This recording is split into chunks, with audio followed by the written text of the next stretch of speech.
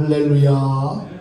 하나님이 함께 하시는 은혜와 평강이 오늘도 주님 앞에 나와 예배 드리시는 여러분 모두에게 충만하기를 기원합니다. 삶은 계속적인 선택의 과정이라고 할 수 있습니다. 그렇다면 선택의 순간마다 우리는 어떤 가치관을 가지고 선택해야 할까요? 당연히 우리 예수 믿는 사람은 하나님의 방법과 뜻에 따라서 선택해야 합니다. 그런데 문제는 하나님의 뜻을 어떻게 분별하느냐 하는 것이지요. 두 나그네가 뜨거운 사막을 여행하고 있었습니다. 한 친구는 너무 힘들고 고통스러워서 여행을 포기하고 싶었습니다. 다른 나그네는 지친 친구를 위로하면서 여행을 계속했습니다. 그러나 그들 눈앞에 나타난 것은 무덤이었습니다. 그때 힘들어하던 친구가 말합니다. 드디어 올 곳이 왔군. 저 무덤 속에 있는 사람도 아마 우리처럼 지쳐서 죽었을 거야. 그러자 옆에 있던 친구가 이야기합니다. 무덤이 여기 있다는 것은 멀지 않은 곳에 마을이 있다는 희망의 증표라네. 그러니 조금만 더 힘을 내시게. 정말로 조금 더 가다 쉬어갈 만한 마을과 오아시스가 나타났습니다. 한 사람은 무덤을 보며 이제 죽었다고 절망했지만 다른 한 사람은 무덤을 보면서 희망을 발견했다는 겁니다. 동일한 조건과 환경 앞에서 희망과 절망으로 나뉘는 그 판단의 기준은 무엇입니까? 시선이 어디를 향하고 있느냐의 문제입니다. 환경과 감정의 지배를 받지 않고 말씀을 통해 주님이 주신 약속을 바라보며 나아가는 자세가 무엇보다도 필요하다는 것이지요. 내 인생을 주님께 집중하며 그분의 인도하심을 따라 살아가는 모습이 우리 모두에게 있기를 소망합니다. 삶의 시선을 주님께 둘 것인가? 아니면 세상에 둘 것인가? 선택은 바로 우리의 몫입니다. 내 삶을 하나님께 집중하지 않고 세상에 집중하다 보면 모든 것이 원망스럽고 불평만 하게 됩니다. 오늘 우리는 70여 년을 세상에 집중하며 살던 한 사람이 하나님의 음성을 듣고 새로운 인생의 발걸음을 내디딘 믿음의 사람을 만나보고자 합니다. 실수가 없으신 하나님께 집중하며 견고한 믿음으로 승리한 사람, 바로 아브라함이지요. 사도 바울은 로마서를 기록하면서 아브라함의 믿음을 강조합니다. 로마에 있는 그리스도인에게 무엇보다도 필요한 것이 바로 흔들리지 않는 견고한 믿음이었다는 것이지요. 로마에서 그 당시에 신앙생활 한다는 것, 예수 믿는다는 것 만만치 않은 일이었습니다. 온갖 고난과 박해가 있었기 때문이지요. 예수 믿는다는 이유 때문에 옥에 갇힐 수도 있고 죽을 수도 있는 그러한 상황에서 믿음을 지킨다고 하는 것 쉬운 일 아니었습니다. 그렇다고 해서 믿음을 결코 포기할 수는 없는 일이었지요. 로마에 있는 그리스도인을 기억하고 생각하면서 바울은 아브라함의 믿음을 소개합니다. 이 같은 믿음의 사람도 있지 않았느냐? 아브라함과 같이 우리도 견고한 믿음, 흔들리지 않는 믿음의 삶을 살자고 권면하면서 로마서를 기록한 것이지요. 오직 의인은 믿음으로 말미암아 산다. 아브라함은 행위로 의롭다함을 입은 것이 아니라 믿음으로 말미암아 의로움을 입었다는 사실을 오늘 이 로마서 4장에서도 강조하고 있는 것을 보게 됩니다. 이번 주하고 다음 주 2주간은 코로나19의 재확산과 그리고 정부 지침에 따라서 오후 예배를 생략하려고 합니다. 대신에 주보에도 기록된 것처럼 로마서에 있는 말씀을 2주간 여러분들이 조금 묵상했으면 좋겠습니다. 로마서를 통해서 우리의 믿음과 신앙을 다시 한번 점검해보고 우리도 정말 좋은 믿음, 하나님이 기뻐하시는 믿음의 삶을 살고자 다짐하는 귀한 시간이 되었으면 합니다. 그래서 이번 주에는 로마서 1장에서부터 8장까지를 여러분들이 묵상해 보시고요. 통독하면서 묵상해 보시고 그리고 다음 주간에는 9장에서부터 16장까지 마지막 장까지 읽으시면서 로마서를 통해서 우리에게 주시는 말씀에 귀를 기울이다 보면은 다시금 우리의 믿음이 회복되는 것을 경험하게 될 줄로 믿습니다. 세상에 집중하는 사람들은 가끔 이런 생각을 합니다. 나만 힘들고 괴롭고 손해보고 있다는 생각입니다. 그러나 나만이 아니라 다른 사람들도 말 못할 괴로움에 몸부림을 치고 있다는 사실입니다. 단지 내가 모르고 있을 뿐이라는 사실이지요. 옆 사람이 평안해 보이는 것 같지만 나름대로의 고민과 아픔을 가지고 있습니다. 어느 나무꾼이 산에 나무를 하러 갔습니다. 칡농쿨을 거두려고 붙들었는데 그것이 하필 그늘에서 고나게 잠을 자고 있던 호랑이의 꼴이었습니다. 잠자던 호랑이를 건드린 나무꾼은 깜짝 놀라 나무 위로 뛰어 올라갔습니다. 잠에서 깬 호랑이는 화가 나서 나무를 마구 흔들어댔습니다. 나무꾼은 놀라서 그만 손을 놓아 나무에서 추락했는데 떨어진 곳이 바로 호랑이 등어리였습니다. 이번에는 호랑이가 놀라서 몸을 흔들어댑니다. 나무꾼은 호랑이 등에서 떨어지면 죽는다는 생각에 떨어지지 않으려고 안간힘을 씁니다. 호랑이는 나무꾼을 떨어뜨리기 위하여 달리기 시작합니다.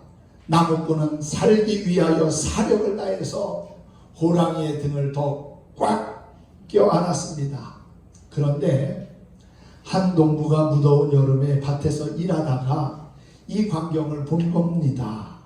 그러면서 불평하기 시작합니다.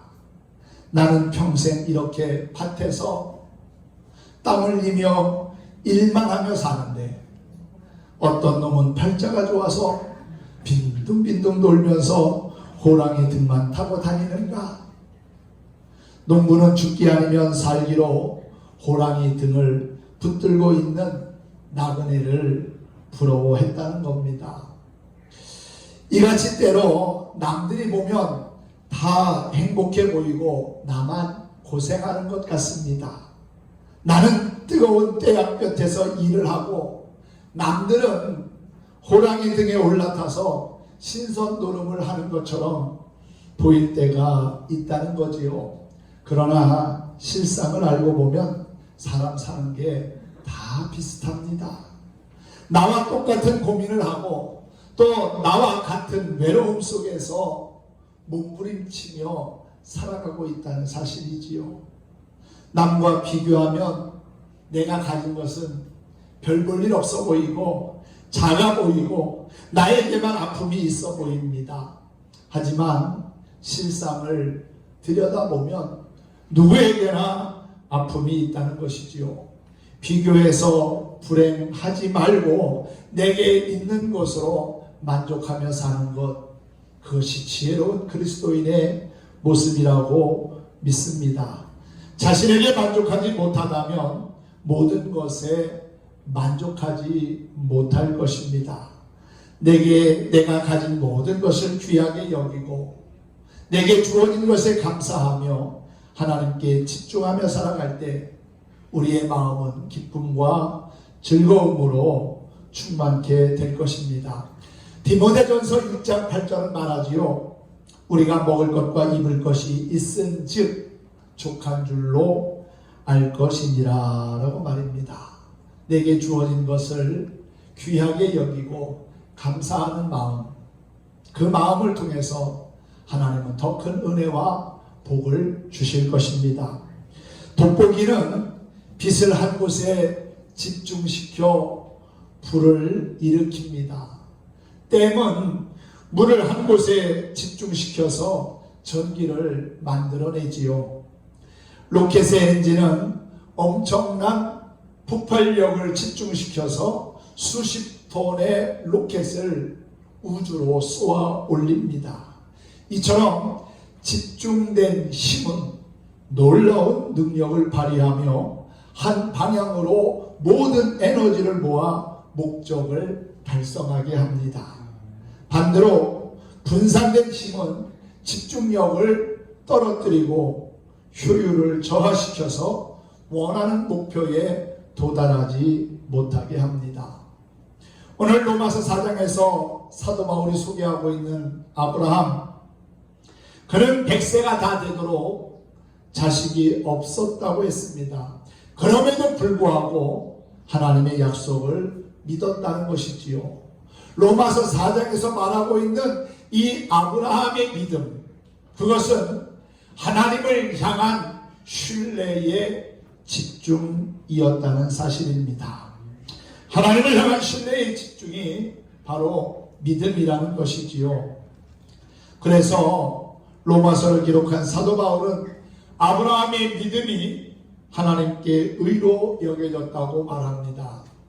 로마서 4장 2절에 보면은 아브라함이 행위로서 의롭다 하심을 받은 것이 결코 아니며 믿음으로 말미암아 그가 의롭다 하심을 입었다는 사실을 소개하고 있습니다. 믿음으로 하나님을 향해 우리의 마음을 집중시키는 것이 중요합니다. 그런데 악한 마귀는 우리가 하나님께 집중하지 못하도록 끊임없이 방해합니다. 생각을 분산시키고 또한 마음을 분산시키고 믿음을 분산시켜서 제대로 된 힘을 쓰지 못하게 합니다. 악한 마귀가 우리의 믿음을 흔들지 못하도록 우리의 마음과 생각을 지키는 것이 중요하다는 것이지요. 하나님을 향해 집중된 마음이 그분의 일하심을 경험하게 하며 나로 하여금 존귀한 하나님의 일꾼으로 쓰임받게 한다는 사실을 믿으시기를 바랍니다. 오늘 본문 말씀에 보면은 아브라함의 믿음이 어떤 믿음인지를 아주 잘 설명하고 있습니다. 오늘 본문 말씀 18절을 한번 보십시오. 아브라함이 바랄 수 없는 중에 바라고 믿었으니 그랬죠. 바랄 수 없는 가운데서도 바라고 믿은 것이 바로 아브라함이 가진 믿음입니다. 그에게는 100세가 되도록 자식이 없었습니다. 물론 여종 하갈을 통해서 이스마엘이라고 하는 아들을 일찍이 얻기는 얻었지만 그는 약속의 아들이 아닙니다. 결국 100세에 얻은 이삭이 진짜 믿음의 아들이었지요. 100세가 돼서 아들을 얻기까지 사실 아무도 없는, 자식 하나 없는 무자식의 삶을 살았지만 하나님께서 그에게 하신 말씀, 네 후손이 많은 민족을 이루게 될 것이다 라고 하는 그 약속의 말씀을 붙잡았다는 겁니다.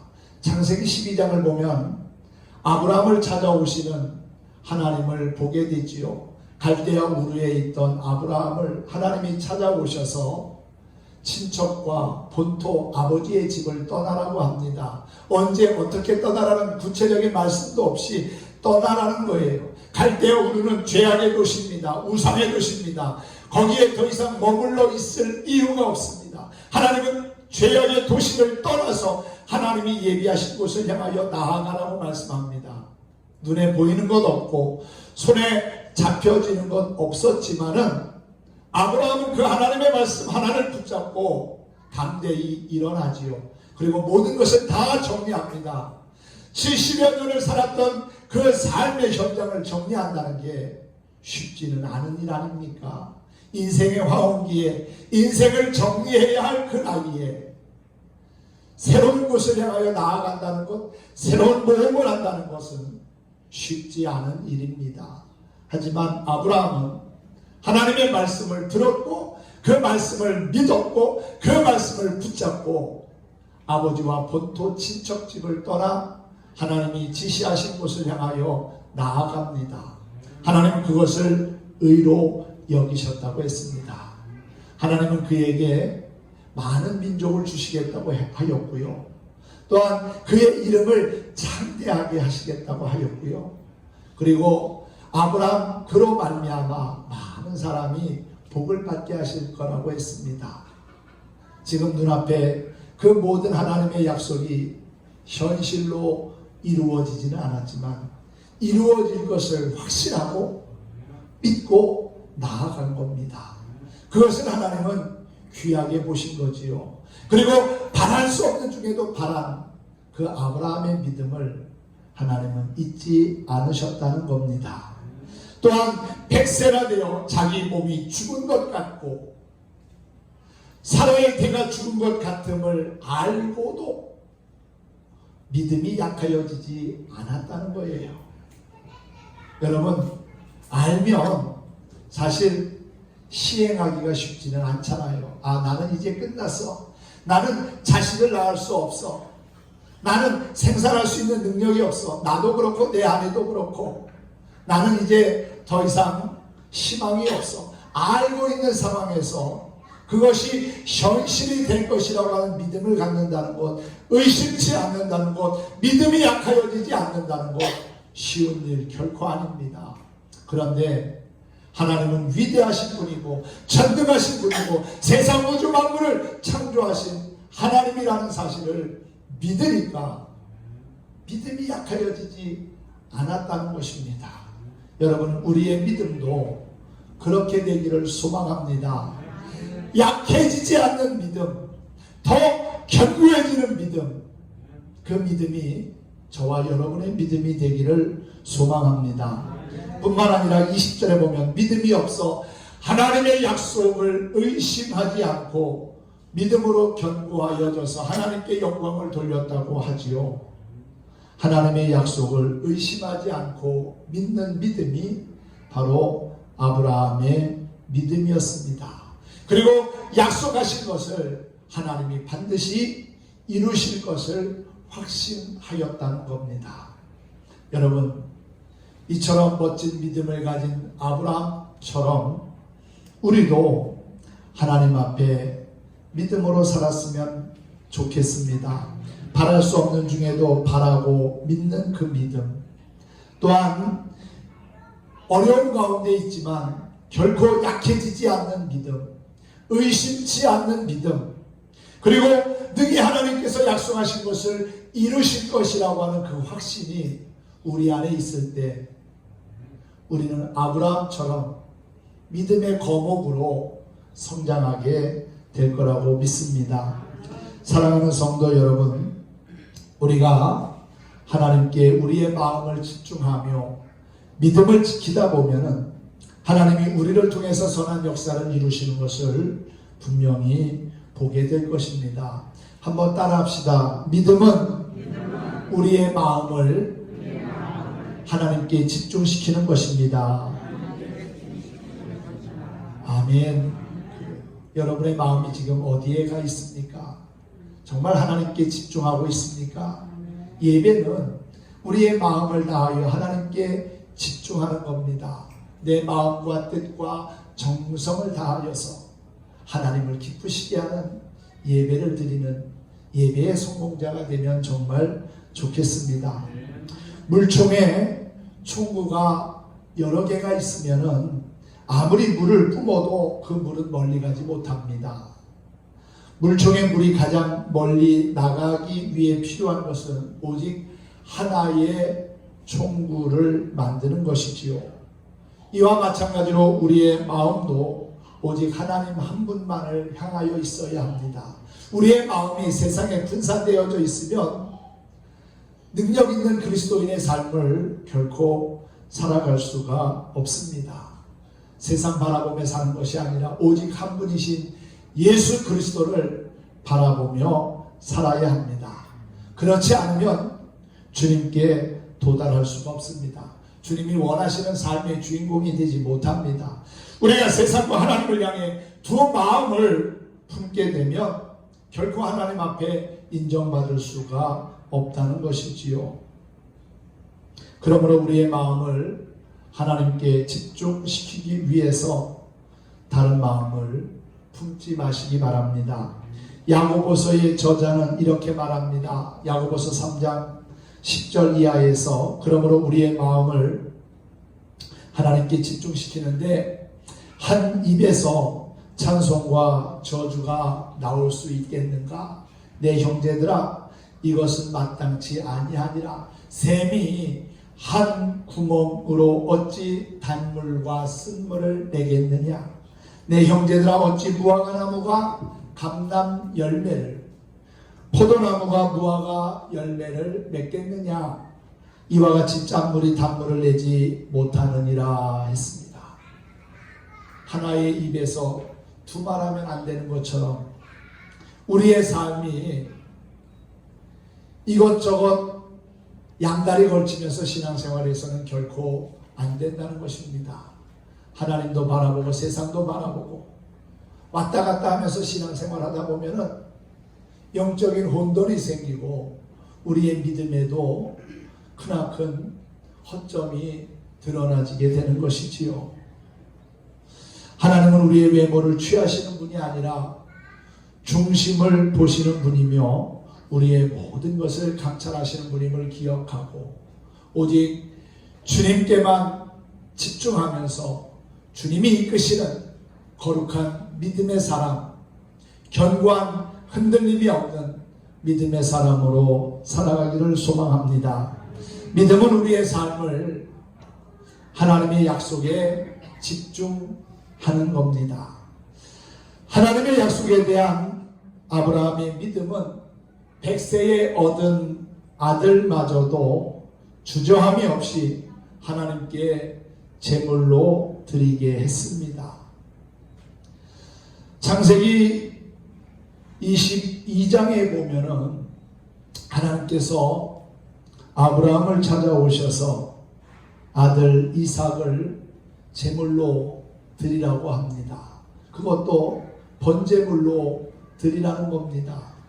번제는 짐승을 잡아서 하나님께 드리는 제사인데 일단 죽입니다.